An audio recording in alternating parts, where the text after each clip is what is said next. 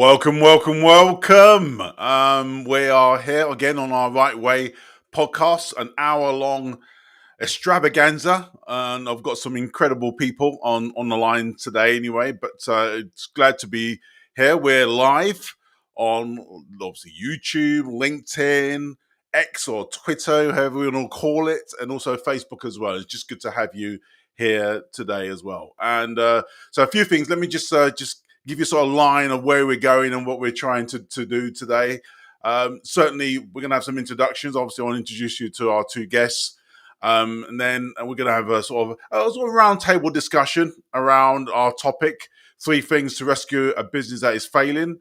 And we're going to have some Q&A as well, opportunity. So if you want to share a question, I will see some of those all come through for all the feeds on the chat here.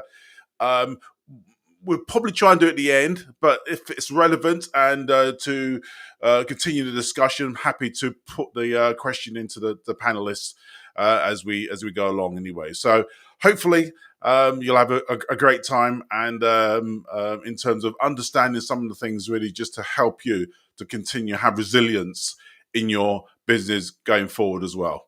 So to just introduce a few people anyway, I think it's important really. Let's get the real people who are going to make the contribution to this podcast worthwhile as well. And the first person I want to introduce you to is Chris Wooden in the house. So thank you for being here, Chris. And Chris calls himself the head problem solver at Director First, and describes his business as helping UK directors who have business debt problems find a better night's sleep. So I like that anecdote of your business, Chris. He's very much well known in the social media circles with his own live broadcast on LinkedIn and other platforms. However, for me, I think the key that I like about Chris is in for his company is that if you look at the Trustpilot, the 92 reviews on Trustpilot really demonstrates how people rate him and his business going forward. And to me, that's a testimony of a great business. So welcome, Chris, and welcome to the show. Thanks for inviting me, Wayne. And just add there that's 92 reviews on my sort of newish venture, if you will. If you have a look around Trustpilot, my old business, who is still doing a great service for people in distress, I think they've got about 450 Trustpilot reviews. Most of them were mine as well. So very, very thanks good. for inviting me on. All right, and the second guest joining us is Mike Deacon, and good to have you, Mike. And Mike's a professional practitioner who heads up Asset-Based Finance and Leasing Limited, a UK-based portfolio business management and finance consultancy. And ABFL arranges all forms of commercial debt finance and has access to other funding, including equity. And the type of businesses that ABFL serves include the typical private, public, not-for-profit organizations, SMEs, social enterprises, community interest companies, and the third sector, and every man and his dog. So any viable business. So welcome to the show, Mike. Yep.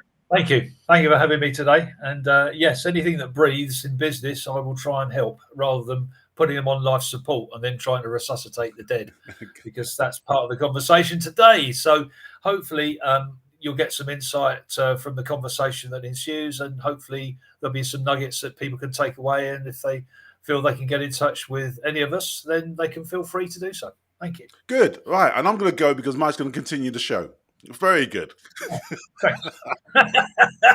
No, it's great to have you, obviously, 100%. And my raison d'etre for doing this stuff, as you well know, I help a lot of companies, especially companies who really want to grow and grow fast and profitably. And our team of entrepreneurs really focus around those things that drive growth. But you know what? Life doesn't give you always that nice growth trajectory year on year on. They do.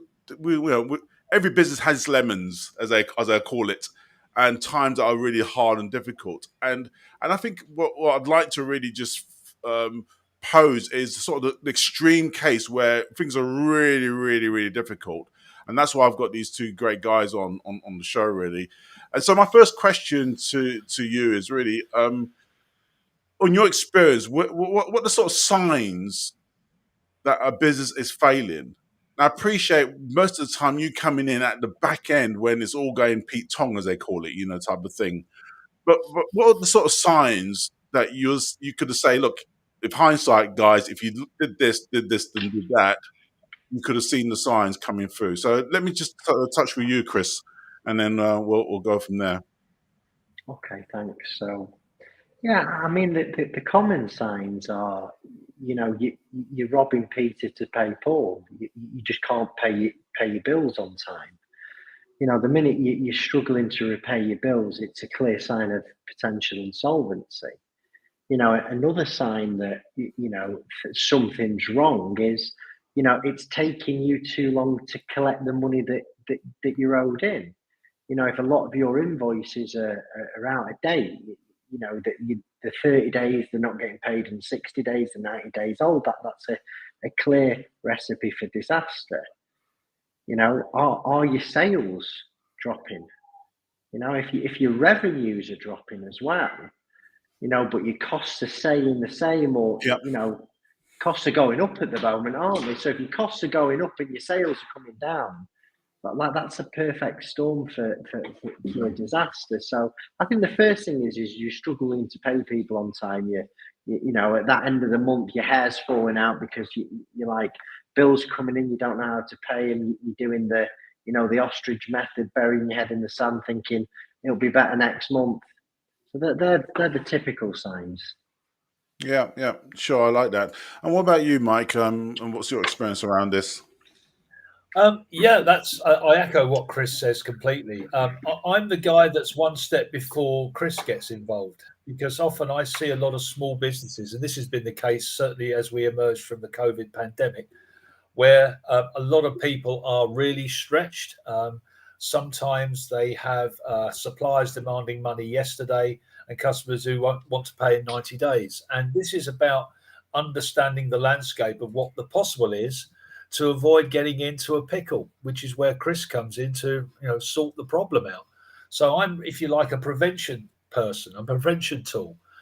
If people are honest enough with themselves to look at the signs and say, well, I've got a bit of stress from HMRC, I can't pay my VAT or my PAYE because my customers aren't paying me, well, then try and unlock the money from the customers by using invoice finance.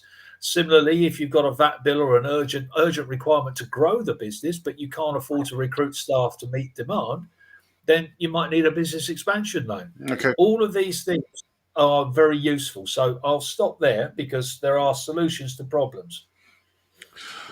No, 100%, and I think I think for me, when I see organisations, invariably they haven't got the systems and the processes in place to measure some of this stuff. And you would always say to them, well, we'll give us access to your age debtor, age creditor. Tell me what your cash flow forecast is looking like every 3 months. Tell me who your key customers are, and it's like that blank look in the faces of people. And I think for me, it's really being forensic about the detail and ensuring that you understand some of those key elements, because if you have those in place, then it makes it a lot easier for good people like you, Chris and Mike, to come in and say, okay, all right, then let's just see what's going on really under the bonnet, and try and help and support. But having that basic information to hand is incredibly hard, I see, for a lot of businesses. And I'm talking about not businesses have been trading, got 3, 4, 5 million. I had one company and they didn't even know what cash flow forecast was. I mean, it was just madness, because they used the bank. In other words, the bank was going up and going down. Okay, we're okay. And then when it was started going down and continue to go down, what's going on? But they didn't have the basic information around that to assess that. And any more final words before we start looking at some of the solutions around that, Chris? No, I mean, I sort of echo what you've said there. It's really surprising to see how many directors out there, they don't use these basic tools, these metrics, to sort of see where they are, and not worse than they are. Where is the business today? And another thing that I see a lot is people have these systems. They have really easy to use softwares, and they don't update the bloody things. So Yeah. when they give you access to them and you're looking at it and you're like, well, is this updated? If you're not updating the information, it's pointless having it. So, yeah, another sign that, think you're starting to struggle is avoiding them phone calls as well. Not opening those letters. Surprising, but people will literally just go into freeze mode. So no, nothing to add there, Wayne. Yeah, I'll touch on that in a little while, Chris. Let me come back to that because I think that's super important as well in terms of the mindset. But Mike, in terms of when you look at obviously assessing whether a business is viable for finance, what sort of issues that you're finding in terms of not having the information, basic information to hand? It's a great point. Chris made a great point earlier, Wayne. He basically said people have got systems, but they don't know how to use it. Yeah. And that's a truth. And often smaller businesses, even the sort of mid-size SMEs, they're so busy doing the job that they forget the basics of what's next. They don't plan ahead because they're living for today. And that is a common problem, especially with owner-based businesses, whether they're family business or small businesses. They're so busy deep in the tools of doing the job that they forget the basics of managing the cash. Yeah. And I know this because when I ask for information to basically support a package of funding that can actually get them out of the soup, they often can't provide the information because they don't really know where to look, Sure. or it's all a bit piecemeal. No, it's such an important aspect, and I always say to good owners, look, you may not be how can I put it, the finance director type that is able to compile and to have these numbers, but at least know what the numbers mean when you get the information, and have somebody around who's able to do this on a regular basis. And I think, like you say, we can have all the systems in the world, we can all have the nice reports that you get every month from your bookkeeper or your accountant or whatever it is. But if you ain't got a clue what they mean, then what's the point, So, but I want to just go back to that. I'm going to take a little slight divert because I think that's a really important element that you have raised, Chris, in relation to the mindset of people when things are failing, and that this how can I put it, bunker approach, head in the sand.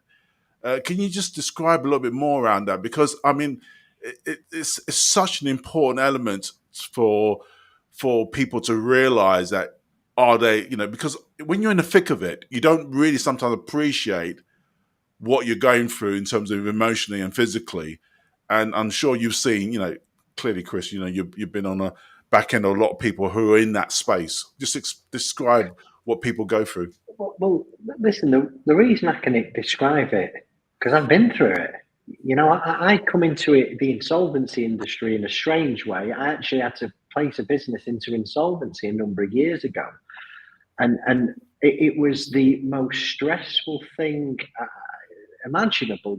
At work, I'm just trying to, I'm always thinking it's going to turn around, right? And, whether it was the HMRC breathing down my neck or a supplier, I think I'll deal with this when I've got something good to tell them. And I was an entrepreneur, so I was enthusiastic, I was optimistic. And in times of trouble, being optimistic will help you so far. Because what I wasn't actually doing is being accepting of the fact that actually this might not get any better. So I've been there. You don't want to answer the phone. You don't want to tell somebody bad news. You don't want to tell a supplier that you've built a relationship. Listen, I can't pay you. And what people will do is they'll either bury the head thinking it'll go away. Listen, business debt's like toothache. It doesn't go away. It gets worse. And you can, if you don't deal with it, you're gonna end up at the emergency dentist on a Saturday morning getting it ripped out, and it's gonna hurt. You've got to take steps early, and I think it's the fear, isn't it? I mean, most of my inquiries, I will take hundreds of inquiries a month that don't end up in insolvency. Maybe they need somebody like Mike. Maybe they just need an arm around them and actually, no, you speak to them like this. Don't agree to that with the revenue. Push at this, get 12 months, get 18 months. And I think because they've never been there, they're just frozen in fear. They don't know what to do. They feel like a failure. They don't want to admit to, sometimes they don't want to admit to themselves that this might not work out. So yeah, that's my take on that. No, what about yourself, Mike? What sort of things? Well, I completely echo what Chris said, and I had a real live example last year. About a year ago, I was helping a client who had a family business, third generation, in what I would call the sort of luxury end of sort of household goods. So, nice business, very, very profitable. COVID hit them for 10, not for 6, for 10.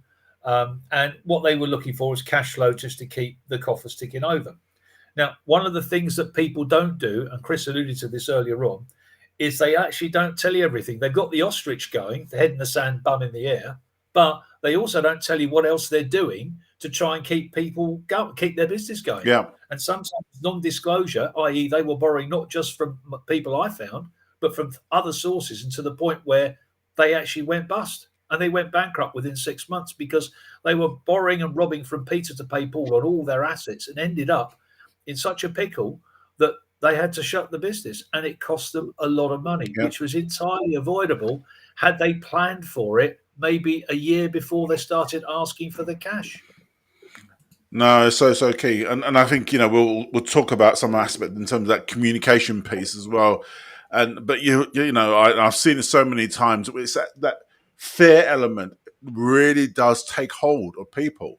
And then obviously that leads to a whole load of other elements of sort of depression, and then obviously sleep deprivation, and then obviously the proclivities of gambling, alcohol and other sort of stuff that we want to talk about on this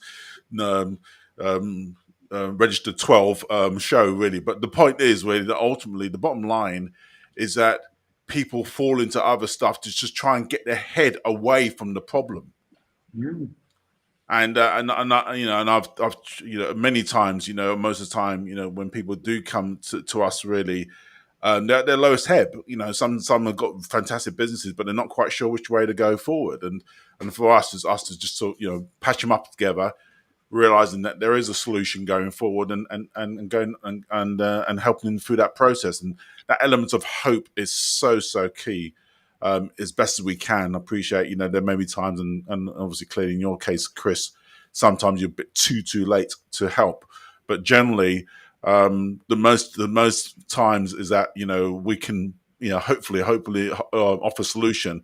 Or if things going to fail and hit the wall, then let's give some hope for the future in terms of what that looks like as well. So again, helping people through that process. Just thank you for those comments there. What's your reflection on HMRC? They've put a lot of effort. I remember last year, I think that they identified quite a big recruitment drive of officers to the organisation, and I've been hearing rumblings about them really being a bit more draconian and forceful in their approach to directors and small companies, especially. What's your thought, Chris, around that?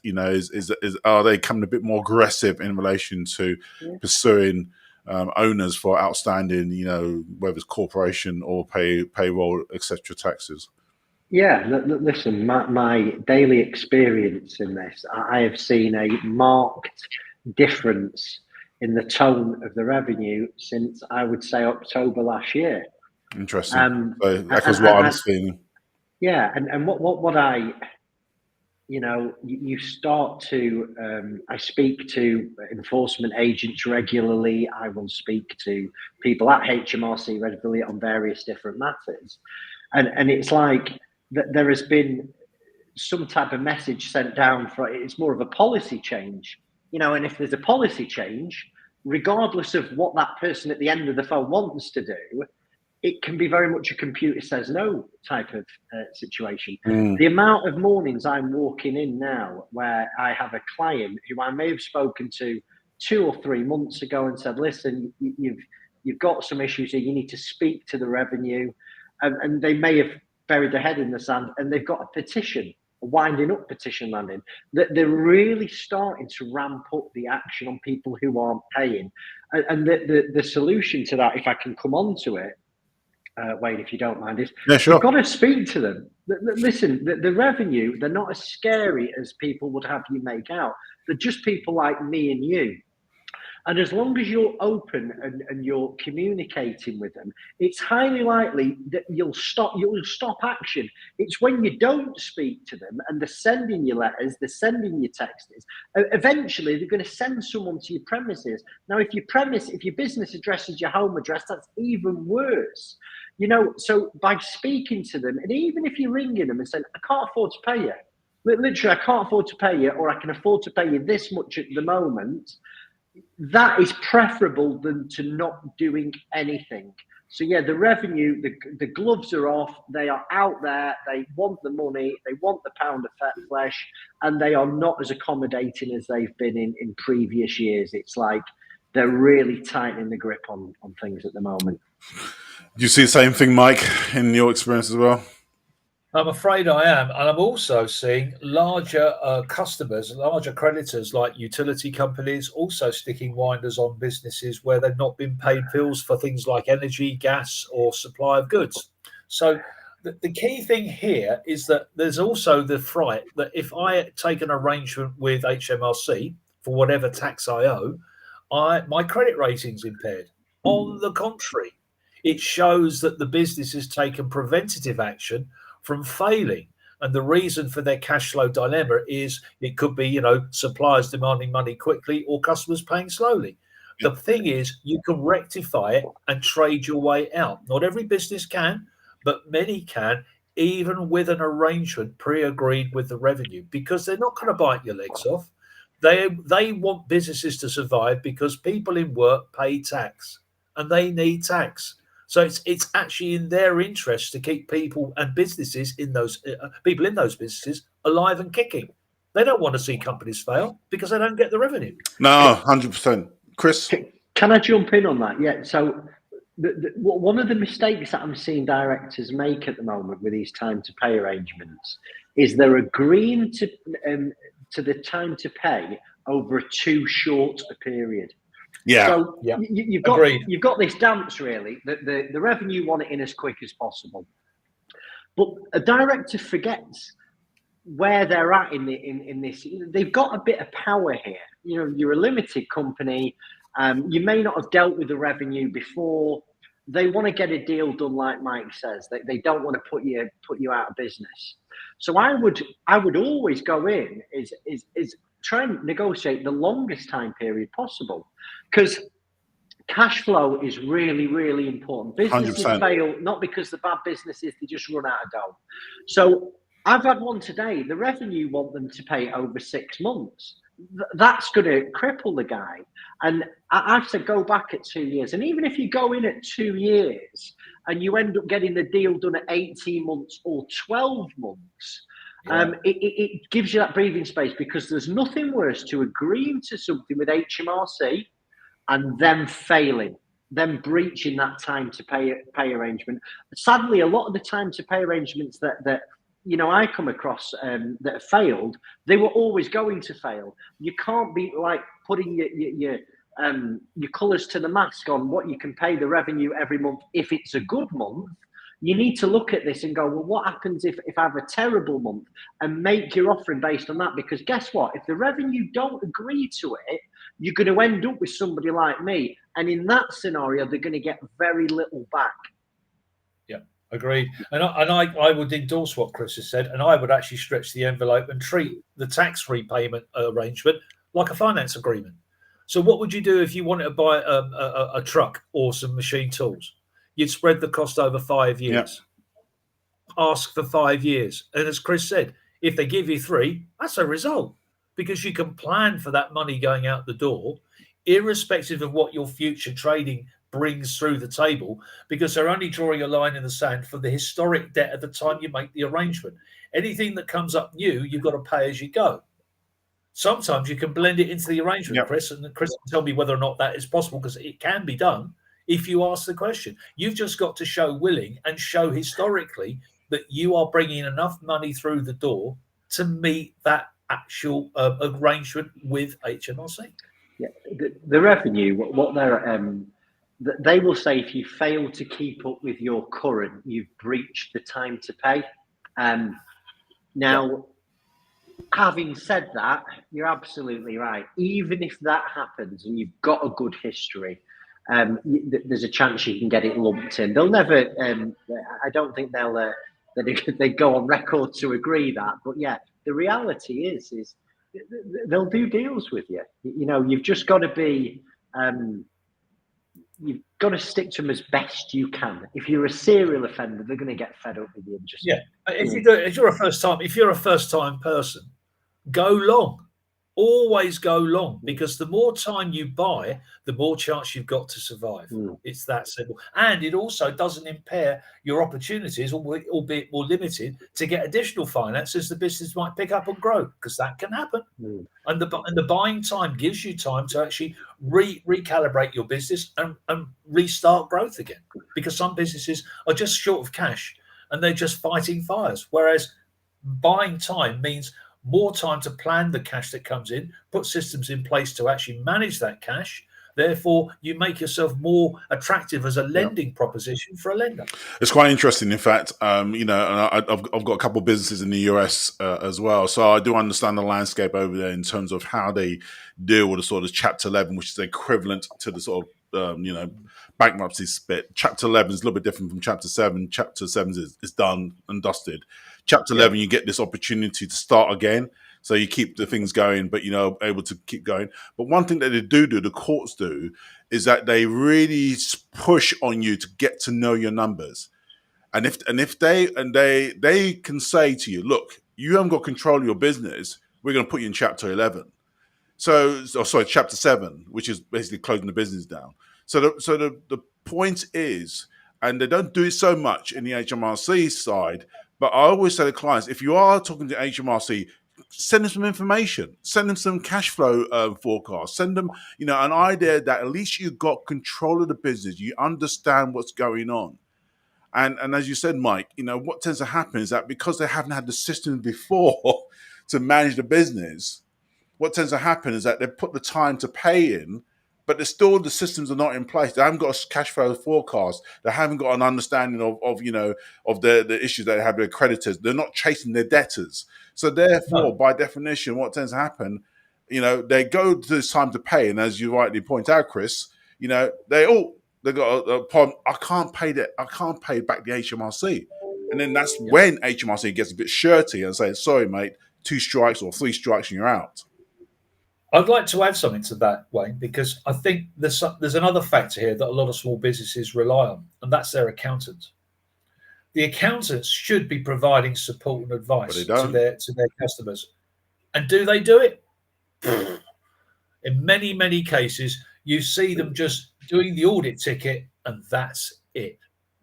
They don't actually provide the support and advice they should do for their customers. And it's in their interest too, because if a customer fails, they lose a customer, which means they lose revenue too. But I find it, and Chris, please, you know, come in with your thoughts and what you see. But I see this happen so often, where the business is not talking to the accountant and is waiting for the accountant to do the numbers every year end. They're not talking to them for the rest of the year. They just don't talk to them. And that's nuts. I mean, they should have at least talked to their accountant as the first point of reference to say, I've got a problem. What do you think I should do? But people don't have that relationship with their accountants. They just see them as a functionary to do the books, make sure they're done on time, submitted to Companies House, tax paid. Thank you very much. Have a good evening. Not the case. They should be talking to people regularly to just say, is this okay? Should I be doing this? Some businesses employ business coaches. Some people use people like me. But the point is, most don't. And therein lies your problem. Okay, Chris? I think, like with accountants, you've got, you know, it's like every industry, you've got the good and the bad. And a good accountant, you know, they'll speak whether it's monthly or quarterly. But I also see it where an accountant offers to speak to somebody and a director doesn't engage because, you know, the director's they're just looking at the cash in the till every month. It's good, or oh crikey, it's going bad. I think sometimes I get challenges with directors, accountants, because they're fabulous at what they do, but they don't understand our world. Yeah. You know, accountants and insolvency people, I'll use a football analogy, they look like they do the same thing, you know, but a right back and a centre forward have very, very different roles. So which one are you, Chris? Me, I'm the big hefty centre half. You're not getting past me. Yeah. The ball will go past, but you won't. Yeah. There you go. And I think that it's just the communication. I think people are frightened to talk to accountants. You know, but just because they might wear a suit or they're a professional, a lot of people just don't want to engage with. I don't know what that's about, but most accountants will talk to you on a level, and if they don't, you need a new one. And you've got to have that relationship with the accountant. So I think an accountant should be able to steer you through. You're right. I think sometimes when it gets towards the end and an insolvency is very real, I think that's where sometimes the information can get a bit wishy-washy. But yeah, if you've got an accountant, you've got to be utilising. They're part of your power team, aren't you? Unless you're a whiz with the numbers, which most people aren't. No, 100%. I'm conscious of our time as well. We can talk about this for a long time, I tell you. It's such a powerful subject. But let's give the guys some hope. Okay, let's talk about some solutions as well. And obviously, you know, the big one and the elephant in the room is the communication piece. So you know, what the sort of first pieces of communication that people should be doing, really, or who should we be talking to? We talked about the accountants as well. Who else can people call you, Chris? I mean, normally when people call you, it's like, you know, you're like the Grim Reaper, really. You know, I don't want to call Chris because I know that's the end of me. You know. Well, listen. Here are the facts. Okay, 95% of people who call me do not end up in liquidation. Lovely. Okay? I love to hear that. They don't do. What they need is they've never dealt with what they're dealing with at the time, or they've been frightened to death by someone down the pub, or their accountant, or another bloody insolvency person. Where we're a little bit different at Director First is we put the director first. Listen, I don't chase jobs that aren't jobs. We're busy enough. We give them the best advice, and most of the time, the best advice is: listen, speak to people. You've got to make sure that revenue's coming in. Are there any efficiencies in your business you can make to improve things, improve profitability? You know, restructure debts, communicate with creditors. Speak to me if you're struggling to pay your bills on time. You know, that's it. And the only thing that I'll ask for, I don't charge for them calls, but if you find me useful, I'd ask for a review. And even that's not compulsory. But getting out of your head, you touched on it before. When I'm in a mess, right, I'm in a mess in here. You know, sometimes it's my thinking that will create a problem. I can't solve the problem with the problem, okay? So by speaking to peers, coaches, mentors, people who've been there before me, you know, then I'm going to get some ideas. The biggest problem I had when I had to put it into liquidation is I'll figure this out. I did not have the frame of reference to figure out my problem. I'd never been there before. So the key thing is speak to people you can trust. And that's why that network of people around you in business is really, really important, because somebody will have been through that dance before. Yep. No, I love it. Mike? Yeah, I'll just add to what Chris has said, because everything he said there absolutely makes sense. I would say prevention is better than cure. So I just think that a lot of people that I come across who look for funding, I'm the last resort when I shouldn't be. I should be the first resort. Because if people need help and they need a bit of cash flow, there's a reason. There's a stress somewhere in the business. Now, you know, my background is I ran finance companies. I worked for major banks as, you know, major credit underwriter. So I actually know the telltale signs before they do, because I can read what's going on. So I just need people to find me and talk to me and say, this is my problem. Can you help? and they need to do it sooner rather than later. It's a realization piece. It's not about waiting for the Grim Reaper to come and take your business away.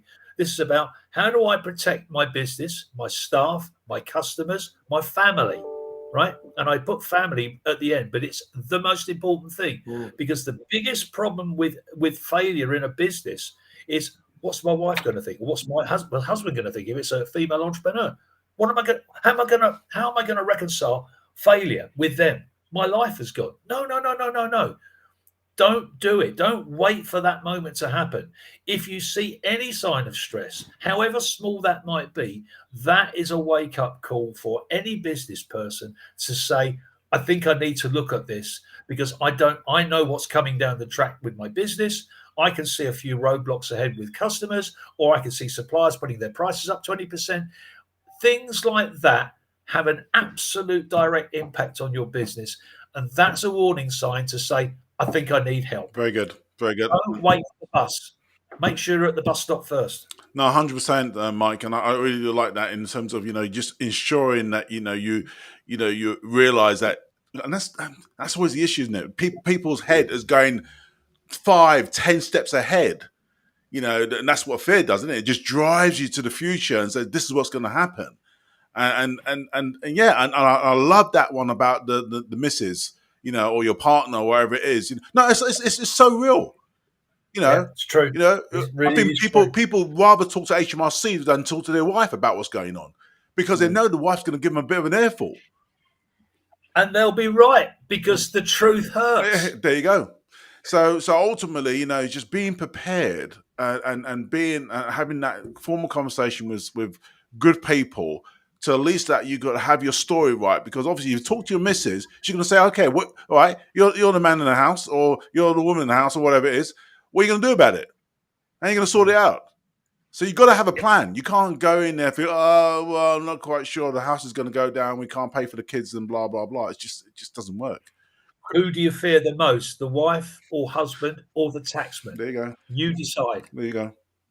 All right. So, I love that in terms of that communication piece as well. But coming back to the sort of, finance, and I appreciate that's the whole subject itself anyway.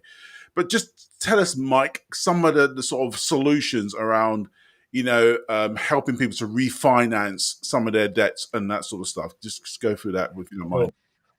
That's fine. There are many options open. It depends on the status of the main business owner or the directors who own the business. Do they have assets they can refinance? So, for example, people have properties. They can refinance on a second mortgage. That can be quite effective.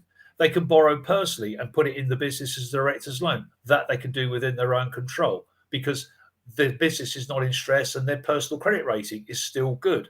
So it's about early signs prevention.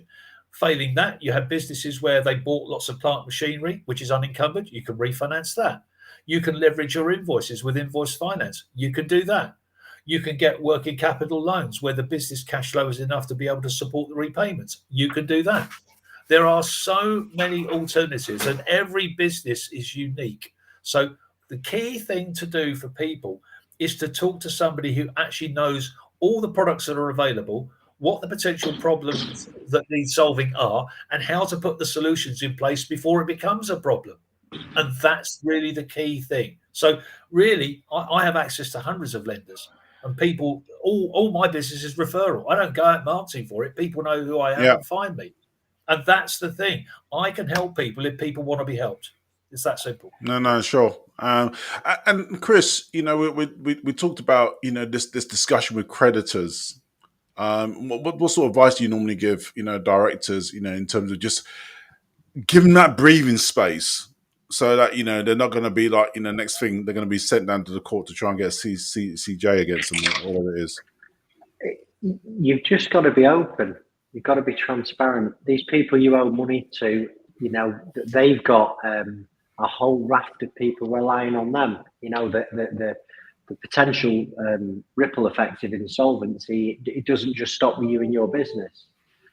So speak to them early, pay them something if you can. And this sort of loops back into why your management information is so important. If you know what's coming in, best case, worst case, likely case, you can sort of make offers to pay something. And a lot of the time, your supplier doesn't want to lose you as a client either. Especially Lovely, I if love that. been a long-term supplier. It's you will be, if as long as you're having those honest and awkward conversations, they will see you in a different light to John down the road who's gone full on ostrich mode. So again, pick the phone up, do what you can when you can, if you can. Could I just add something to that, Chris, very, very briefly? I want to use analogies, right? This is how most businesses are, a pyramid. That's your base of customers and suppliers that rely on you, and you're at the top. How many businesses are like that? So the pyramid's inverted, and all the stress at the bottom where the director sits, and they're taking all the heavy load. Think of yourself as a pyramid. Use that base. Make it easy for people. Make it easy to help yourself by going to as many people as possible, and prevent before you get into a pickle.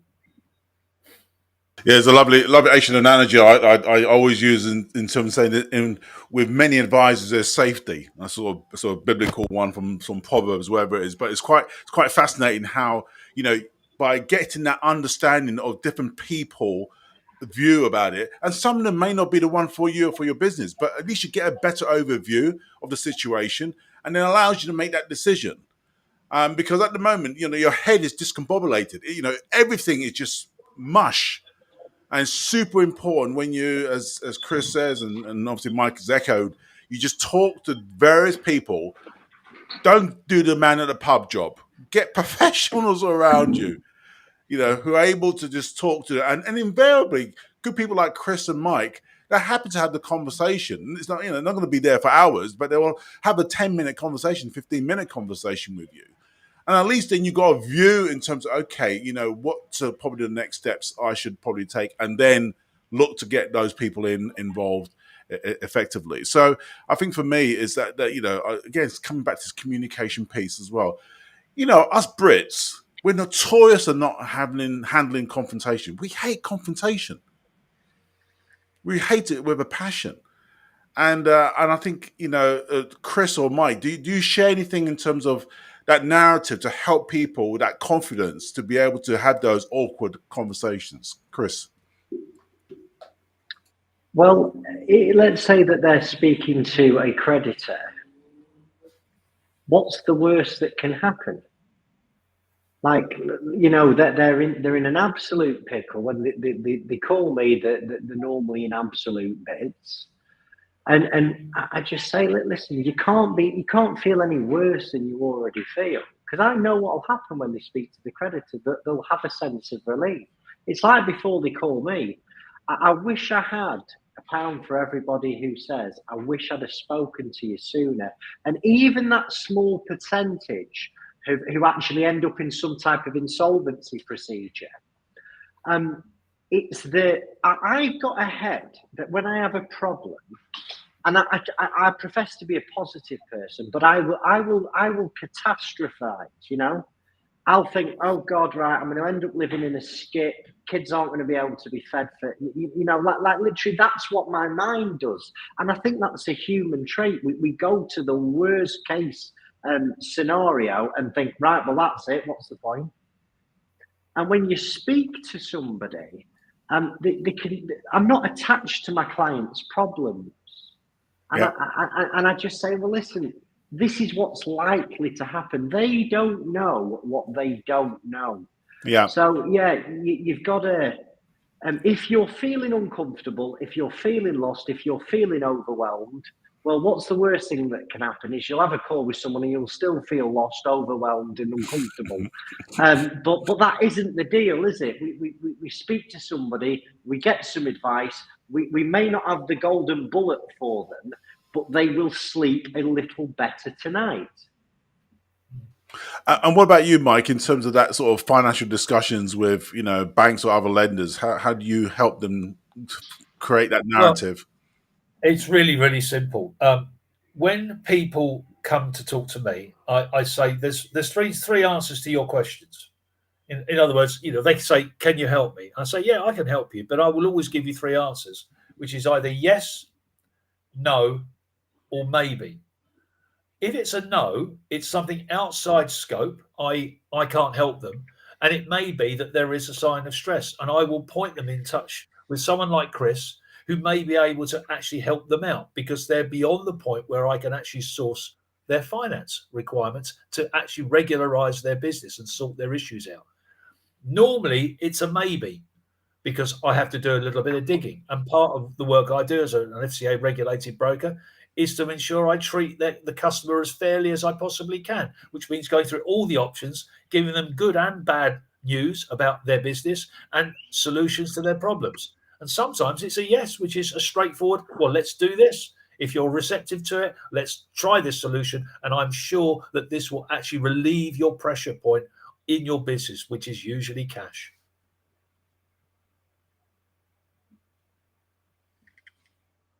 I can't hear you. Chris, you've gone silent. Chris, it's me. Friend. Yes, I know. Oh, it's you. Yeah. Sorry, sorry. Chris. Sorry, man. Yeah. Too many buttons. So let's sort of try and wrap things up a bit, and in the sense of, just give us a flavour in terms of what people should put in place to ensure that they do not fail as a business. And obviously we've touched on a number of things, but let's just pull it all together now. So, if you wanted to just sort of just share, Mike, from your perspective, what are sort of things that business should have in place to allow them to be resilient? That's probably a good word to use. Resilient in ensuring that their business is able to cover some of the good times and the bad times. And obviously, we're talking about the bad times in this case of their business. Okay. Resilience is very simple, which is always know how much money you've got in the bank and know when your customers are stressing. Those are two immediate pinch points which will tell you that you need to take action quickly. If you can see trouble ahead, you can see prices rising from suppliers or customers paying later, that's the first thing you should do with that, is talk to a specialist financial broker or your accountant or an advisor that you use to basically say, I can see trouble ahead. Can I plan my way out of it so I can actually ride the storm? So that's really what any good business needs to do. So the first sign of trouble is act. Don't wait. Everything else follows after that, and the information can be gathered, and you can present that to a lender that can actually take the risk. Some lenders are more risk friendly than others. Many are not. A lot of the major bank lenders and challenger bank lenders are very, very picky about what they want. They want the cream of the crop. But there are plenty of non-bank lenders out there that I work with who are happy to take risk, and they like to meet people. So don't be afraid to open yourself up to actually meeting lenders in person, because I can organise that. Very good. So I hope that helps. Absolutely. Chris? Yeah, so, one of the things that people really need to keep on top of to keep the business healthy is actually how they're marketing that bloody business. The amount of times that I see directors who get into some type of difficulty, or they see a difficulty coming up, and they're like a rabbit in the headlights. So make sure you've got good deal flow coming into your business. Whatever's going on, make sure them leads are coming in. Make sure you're putting yourself out there, doing things like this, giving out content, being helpful, doing a good job. Make sure you're consistently doing a good job. Make sure you're looking at your margins. Make sure you're really tight on that credit control. You get a job done, invoice and get on the phone. Don't delay. People don't like asking for money when they're due it. Yeah. I'll never get my head around that. Yeah, I agree. And make sure you've got some accurate info. Know where you're at, know what you're spending, know what's coming in, line by line, once a month. Why would you not spend that hour? It's stop wasting your money on garbage as well. The softwares you don't use anymore. Go out there. This is the time to be negotiating with your suppliers. This is the time to be negotiating with people that are offering you. Go out there, ask a difficult question, because guess what? If you fail, they're going to lose you anyway. So, but seriously, marketing, sales, make sure you're sharp at that, because the whole business stands up on whether you can convert that lead to a customer and then get paid for it. No, 100%. I think for me, really, it's. I always say to clients that we work with, have you got 3 months operating cash? And what I mean by that, have you got enough cash in the bank to keep paying your clients, paying all your creditors and commitments for 3 months if you have no business coming in? And use it as a metric that if anything that there are any changes in that, and you're getting down to 1 month or even 2 weeks, then hey ho, obviously you got a problem, because when you look at the bank doesn't give you an indication ultimately of the health of the business. So having that sort of yardstick as a metric is good, but the cash flow forecast is critical. Yeah. And as you say, Chris, if you're not asking for money from your creditors, and before you know it, the 30 days becomes 60 days, between 90 days, it's a massive problem. Yeah. Massive problem. I would actually go as far as to say 6 months, Wayne. Well, sure. I mean, I think the that's bottom line is that in COVID, 6 months would have been the yardstick that you should be giving for businesses, because obviously, clearly they were struggling. correct. But I said minimum 3 months. But the bottom line is that you've got to have an understanding of your numbers. And the other aspect is that how many people do have age creditors, or they look at the age debtor reports that they have. They find out what people are actually taking the mickey and not paying, or what creditors that you've sort of slowly sort of crept and not paying them as well, because eventually they're going to come and hit you in the backside as well. And the final one for me really is that the obvious one. I think one of you guys have mentioned it already. Talk to your customers. Understand from them where they are and where they're at, and what their plans are, what their hopes are for the future. Because when they turn off the tap, you don't invariably know it. But if you're close to them, you get a whiff of it. You get a sense of whether they are doing, good or not so good as well. And that can allow you to say, okay, well, we're going to be careful. This is a big, big client for ours. They're going to have a massive impact if we don't really sort it out. But I echo what you say about Chris in terms of sales and marketing. You've got to have your system in place to prospect, to nurture, develop, get your pipeline in place to allow you to be comfortable that your business is going to meet the needs of the future. So they're my 2 pennies worth on the discussion as well. But that's good. All right, folks. Like I said, we're going to be wrapping up very shortly as well. If there's any other questions that you may want to pose to the guests, then it's fine. I appreciate that can be quite sensitive. So in that respect, I'm going to put the details of the folk there in terms of the email addresses and contact details, so at least you can have that confidence. Lost you again, Wayne. So it's super important that you're able to contact them, and so I'll drop that information shortly as well. Too many buttons. Anyway, all right, let's just finish up as well. So as a summary, I think really it's the obvious, really, and I'll just show what that is going forward as well. 3 things, because that was our questions. What are the 3 things that are going to help you to stop you failing as a business? Well, clearly, have that circle, and I think Mike mentioned it, have that circle or group of people around you who are able to help you to navigate your way through different things, whether it's on the finance sector, financial debt restructuring, and that's where obviously Mike and his team can help you with, or it's really just understanding, you've got some issues with HMRC. Chris is able to help you with that, as well as, obviously the advice, but I'm sure he'll do some pro bono, not a pro bono, but it was some paid work for you on that to help you to have the right narrative and the right discussion so you can get the best out of the deal with HMRC. So Chris is really good at that as well. Second aspect, as we talked about as well, talk to your creditors, talk to people who you owe money to, and negotiate the same thing as you would do with HMRC. Just be able to, look at longer term finance arrangement, payback arrangements. Negotiate if possible even better terms. We even know that's going to be slightly a long stretch, especially if you're having trouble with them in the first place. But just if you don't ask, I always say in this world, if you don't ask, you don't get. Ask, ask, ask the question. You always get an answer that is not favourable, but ask, and invariably sometimes you'll get the right answer back as well. And the third one we haven't really talked about is talk to your team. And sometimes I appreciate it's difficult. It's really hard to do that. The last thing you want to be seen to your team is that you're a failure in the process. And I think for me, I think that sometimes our people are, how can I put it, the resource that is going to help you invariably get yourself out of the hole. They have probably the ideas that you may not have because your head is so over and difficult and just discombobulated and mushy and all the rest. It's just hard to think.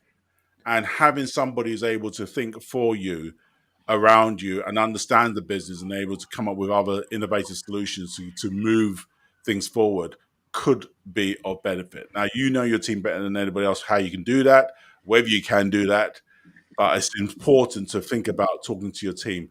Or I would always say as well, tell them what's going on. In the sense of, look, we're a bit of a hole at the moment. Customers are not whatever, blah, blah, blah. What can we do as an organization to really move things forward? That has worked. I've seen that worked. I've employed that work in doing turnarounds in the parks for companies and organizations. It works. So please, if you want some more information around that, then obviously, again, all of us are happy to engage around that as well. So hopefully that helps.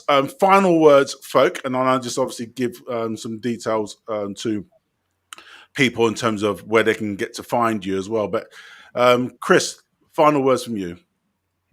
Listen, I just want to pick on something you said before. You aren't your business. If your business fails, it doesn't mean you failed. That business has failed, right? It's not you who's failed. But it's important not to tie the two up. Speak to people early. Even if insolvency is the only way forward, there are even ways that you can come through insolvency and continue, running a company. You can pre-pack it, you can start again. Don't be alone. You're not the only one who's going through a tough time right now. The insolvency figures are the highest they've been in years. Take advice early, and thank you for listening to me today. Great. Thank you, Chris. I really appreciate that. So, Mike, final words from you. Yeah, I like what Chris says. And I will just add one thing to it. And that is your business team is actually your biggest asset. If you're a business owner, why wouldn't you be using your team? And if you work as a team, the word team is very, very important because it means you're in it together. And take professional advice as quickly as possible because there are ways of saving businesses. And I've helped refinance businesses which are, a pre-pack which is being bought out. Sometimes the business team buys the business from the business owner. It's not unusual. It happens. And therefore, make sure you value your team because they're the most important thing that you've got other than the customers that you serve. Fantastic. Appreciate that, Mike. In terms of getting hold of us, clearly, please, if you're in that little pickle, please contact us. There's the email address. Take a screenshot of that if you need be. Chris Worden on obviously his email address there, and obviously Mike as well, and obviously myself over here. If you want to know some elements in terms of how to grow your business, then our 10 Commandments of Business Growth is on Amazon, on Kindle, and also on Audible as well, that you can also get. That gives you an understanding of some of the principles that we've talked about again in this podcast. Thank you again, everybody. You've been fantastic. Really appreciate that. Thank you, folks, for engaging with us. And we look forward to seeing you soon. And please do not delay. If this is you, please contact us. We'd just love to talk to you. Thank you again. Thanks, guys. Thank you.